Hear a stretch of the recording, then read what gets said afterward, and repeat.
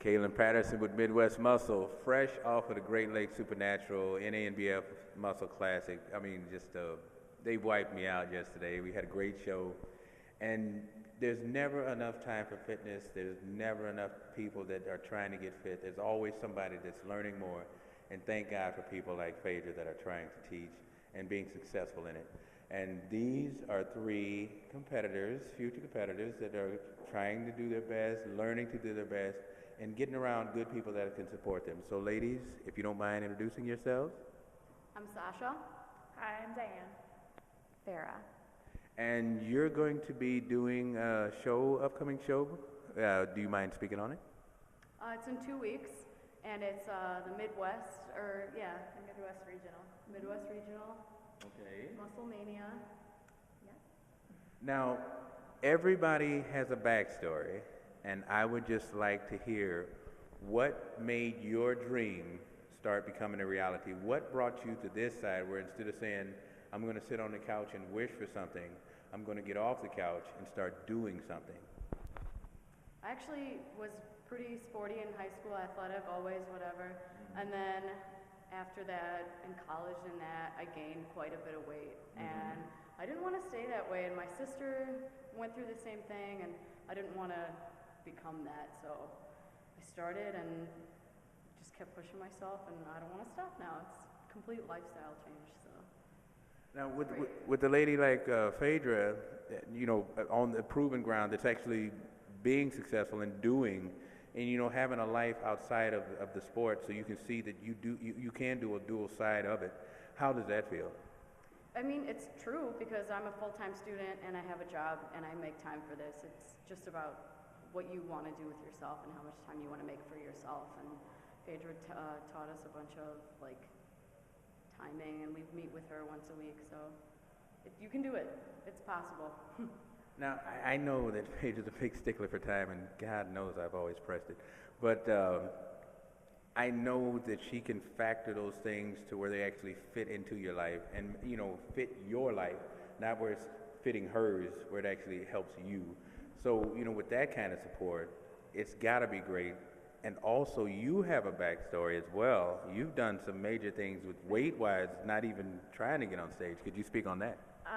Well, I was overweight my entire life since pretty much birth, childhood, whatever you want to say. And when I was in college, I started taking a yoga class just to fill in credits, and I hit a weight of about 254 pounds. And I was just tired going upstairs. I was exhausted. I couldn't do anything. And I just decided I used to do sports. I know I can do this. And I started to slowly drop off the weight. And now I'm 110 pounds lighter. Wow, I mean, that alone, much less stepping on stage. I mean, now, in the process of losing the weight, what gave you the desire, like I said, to change that dream where you're saying, okay, I get watching people be fit, I get that I used to be fit myself. What made that transition where you said, I'm going to do more? Do you mean just competing-wise? Yes. Or pretty much, I take pole fitness classes, and then I met Faydra, and I had already been following a few competitors through different medias like Facebook and Instagram, and I figured I've come this far, and I just want to see how far I can push my body. I want to see where I can take myself. I mean, I wanted the drive. I work better with goals. Obviously, and speaking of goals, when you said pole, I'm sure we got 10 more viewers just now, just from that alone.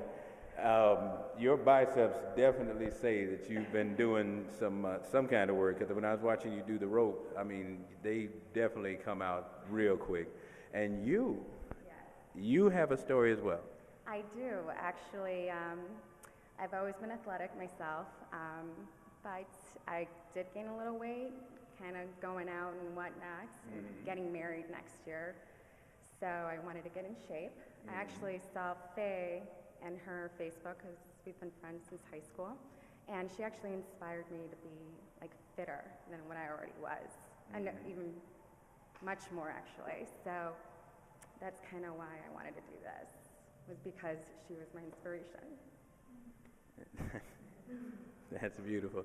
Now, I know she's charismatic, and I met her many times at shows, and she has a way of standing out, and that's obvious. And you know, they even have other countries interested in her whereabouts and what she's doing. I'm sorry that we haven't had any updates with her before, but you know, aside from that, you ladies sticking with it says personal fortitude has to happen as well. So even though she's motivating, she can't do all the work. And you know, is it the fact that she's willing to support you the way she is and does that keeps you coming? Or because you know, there's plenty of people that start but they don't finish, or they get to the middle and realize it's so much more to learn and so much more to do, and you'll never be exactly where you want to be, but you're still getting better. And those improvements is what keeps most of us in it. But what do you say to the person that's almost on the brink of, I can't do this? Well, sometimes, especially the last couple of weeks, I was just getting down. You know, you're so self-critical and all that, especially close to it. And I'm like, oh, Faydra, I don't see any changes, and blah. And she'll send me the measurements and be like, it's in the numbers, just, you know, there you go. And that has been very motivational for me to keep going with it. And I'm really just competitive, so I'd like to be hard on myself too. So she kind of reels that in when I'm getting a little too down, so that's helpful for sure. And people who like are on the verge of quitting, I don't know, I've just never been a quitter, so Okay. I can't speak on that. All right. Well, there was that lull, like you talked about, where you had, you know, where the weight gain and everything else.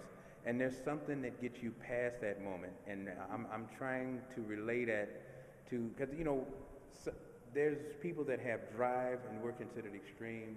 There's people that are comfortable with who they are and they're considered, you know, normal. And then there's people that don't want to do anything and they're considered lazy. How do we get reeled in where we can be still a community that's fit?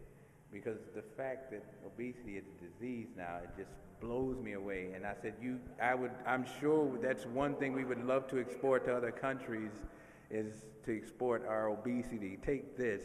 If we want to send anything overseas, let's send that. But I mean, the fact that we can overindulge in food and call it a disease, how do you make normal healthy again? I mean, just from, you can tell we're all ethnic and coming from ethnic backgrounds. We have that rich food and everything we love to eat. It's just learning where the moderation is, learning where you can still have the food you like, but just eat healthy the rest of the time. And Get your nutrients in exactly. as well. And it's really, it's like for the people that always, well, it's too hard, or I want to quit, or I want to do, it's like right when you feel you want to quit is when the magic starts happening. It's when you find that next level, There's when that you little want to moment. push and you just break that plateau. I agree. And Definitely, also I with mean- the motivation. I mean, because you seem to be, there's one thing I'm going to tell you, because it's the one thing I learned from stepping on stage. It's a transition. But if you can transition the fear to freedom, then it makes a world of difference, because you're not stepping on stage to get rid of fear. You're stepping on stage to grab hold of freedom. If you can do that, walking in heels ain't gonna be nothing. Not that I've done it. Not that I've done it, but I'm just saying, that's gonna be the mental barrier for you. Getting past that, no, it's gonna be, and when I was talking about hunger, that's what I mean. Yes. Well, I really, in regards to that, I mean, I don't know. I really That's the don't whole know. point. That's the whole point. I probably won't know until I'm on that stage, and then I just, you know, feel it at that moment. But right now, I'm just so focused on what I'm supposed to be doing for this competition and trying to find motivation not to be, you know, because I'm shy, Yes. so it's kind of difficult. And so we'll see how it goes when I'm on stage. Then I'll know for sure what my feelings are, but I don't know. Well, you never know till you go, and I mean, that's the whole point in living, is every day is a journey, and if you're not willing to get out there and do it, then what's the point in living? So you're living better, and you're living healthy, and you're doing it in a way that's actually successful to you, to the people that support you, and to the people that you're going to actually start supporting later on in life. You're learning, you're growing, and then you're giving. So, ladies, thank you. Thank you. Thank you so much. I mean, you're doing a great job. To anybody that's going to be around you actually improves, whether they understand it or not. So keep the hard work, keep the community and keep supporting each other because it's so vital and so important. I think I spoke on that earlier, but my head. I just finished the show. What are you going to do? Thank you so much. Ladies, introduce yourselves again. Sasha. Diane. Farah. Midwest Muscle, Faye, you keep doing your thing, girl. We are out.